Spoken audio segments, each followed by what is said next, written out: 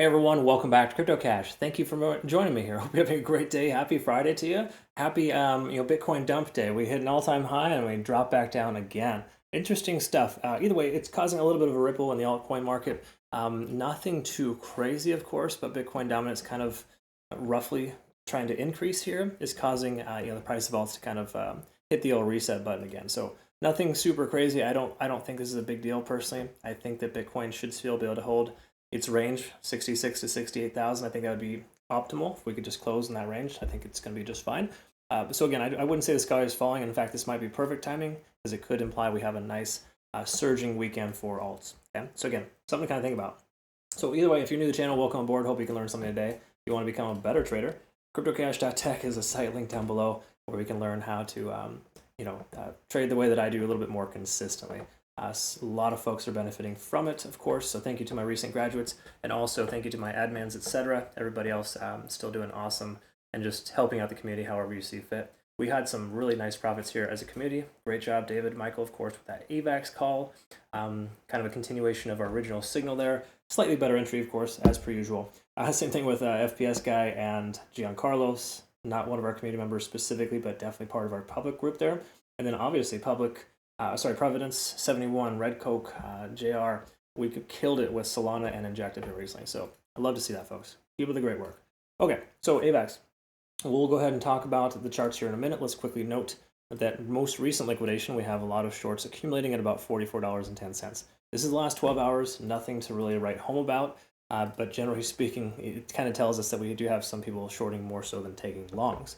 Makes sense considering the rejection we saw off that $44.50. That's a common rejection level for AVAX right now. I was expecting it to break through considering we've only retested that level like 9 or 10 times in the last couple of weeks, right? More likely to break through that level at one point. Again, heavy concentration liquidation above the price action, so the price does end up reversing and stabilizing.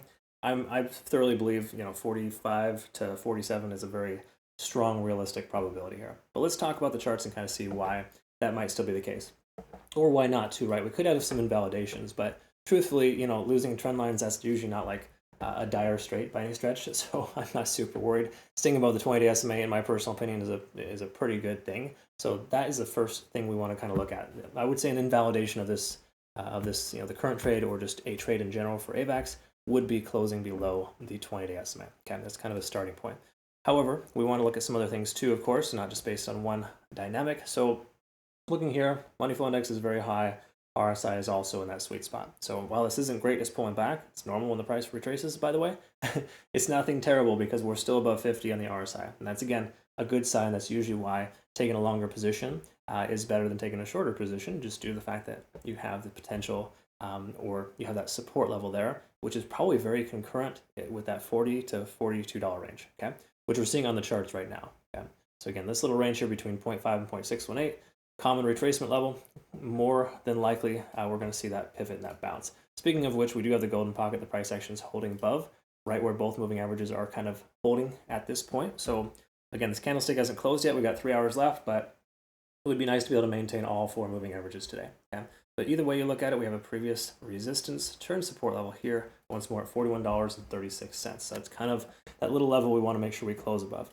But there's no doubt stochastic RSI is swinging back. That happens when you have 2 aggressive candlewicks like we're seeing here, which is simply based on Bitcoin selling pressure. Okay. Same thing occurs as well with MACD2. We see a divergence here, of course, forming. Hasn't fully diverged yet. Could see an MACD-FU, but generally speaking, if that were to happen, that could shift the the momentum for us. I'm more so looking at 50 on the RSI. Maintaining this level is important, so I think a closure at 42 or higher would give us that, and that would be an important thing for us to have today. Doesn't mean the price, just because we break below that level, doesn't mean that the sky is falling, by the way. It would be somewhat of an invalidation of the overall trend. That's all there is to it, okay? Because again, you can kind of see, and in fact, let's pull up the volume here. This is something that's important to recognize. When you take a look at the volume, we can see kind of a strong support / potential resistance at 42.75. So again, all the more reason why we want to close at 42 or higher today to get us within that range. If we take a quick look at the hourly, we can confirm a couple of things here too, such as Ichimoku Cloud giving us, I wouldn't say a sell signal by any stretch, just because the lagging span is free and clear to the downside, doesn't imply the price is going to drop. But conversion line also being below the baseline tells us this momentum has shifted a little bit. but it's a false positive in my personal opinion. This isn't like a normal or a natural pullback. This is an aggressive manipulation wick. Personally, I don't really, I wouldn't say that I don't listen to them, but it's just that it doesn't make a ton of sense to base your trade solely off of this here, right? Because that shouldn't have happened in the first place. If Bitcoin stabilizes, which you still got a good range between 66 and 67,600, that little range there, if we can hold that for Bitcoin, I personally think that we're going to pivot off of this level here just fine. I don't think we're going to see any problems. Once more, we're above the cloud and or within it, so those are both confirming factors not to consider selling and to leave your position open if you have a long, right? It also tells us too that you don't want to consider a long position at this point, though. It doesn't make a ton of sense. So should you FOMO into AVAX right now at this point? Maybe not. I would say we'd want to wait for today's candlestick to close at 42 or higher. That would be just a general rule of thumb. Preferably, of course, we don't want to lose 41.37. That's a key level of support here for us. But generally speaking, we're not in dire straits by any stretch. This is pretty normal behavior considering the shenanigans that are occurring here. I mean, look at this garbage. In case you guys didn't notice, guys and gals, when this happened, what was it? Just to push the price action higher, we saw $1.8 billion in volume in under 5 minutes on one exchange. Okay, from 69.2 to 67 or to 60. Sorry, to 70,000. That's weird saying. It pushed up that fast, and we probably saw an equal amount of selling pressure as soon as that happened too. So either way, these are all shenanigans that shouldn't be occurring, but they are, and that's just kind of par for the course. So ride the wave, folks. Try not to be too concerned. Trust your TA, right? That's what I do. That's why we have a very high success rate, because we don't jump out as soon as the trade goes red.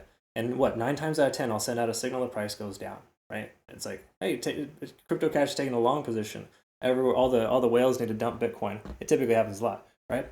But the trades are structured in such a way that they can survive those. You should not be getting liquidated, right? So again, just some friendly advice, throwing it out there. Either way, thanks so much for watching. I hope you all had a good learning experience here. Make sure you check out our website, cryptocash.tech, if you want to become, again, a better trader. If you are part of our community, obviously, keep enjoying those signals. They're fantastic. But more importantly, watch the dang Trading University videos. If you're not watching those, you're doing yourself a disservice, right?